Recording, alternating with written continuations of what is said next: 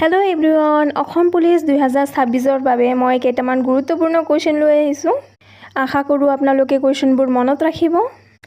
দিয়া আছে first question Assam জাতীয় পৰিষদ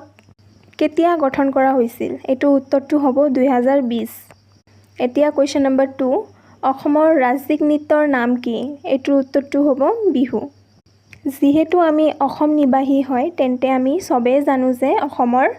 ৰাষ্ট্ৰীয় নৃত্যটোৰ নাম হ'ল বিহু এতিয়া আহক কুৱেশ্যন নম্বৰ 3 অসমৰ ৰাজ্যিক ফুলৰ নাম কি এটো হ'ব কপৌফুল এতিয়া কুৱেশ্যন নম্বৰ 4 অসমৰ ৰাজ্যিক গছবিধৰ নাম কি ৰাজ্যিক গছবিধৰ নাম হ'ল হুলুং গছ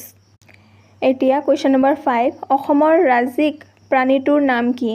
এটোৰ উত্তৰ হ'ব গড় যেহেতু আমি জানো কাজিৰঙা ৰাষ্ট্ৰীয় উদ্যান এশিঙীয়া গড়ৰ বাবে বিখ্যাত সেইবাবে এই গড় উত্তৰটো মনত ৰাখিব এটো মোস্ট ইম্পৰ্টেন্ট কুৱেশ্যন হয় অসমৰ ৰাজ্যিক চৰাইবিধৰ নাম কি এটোৰ উত্তৰটো হ'ব দেওহা এতিয়া আহক কুৱেশ্যন নম্বৰ 7 অসমত মুঠ কিমানটা লোক সভা সমষ্টি আছে এটোৰ উত্তৰটো হ'ব 14টা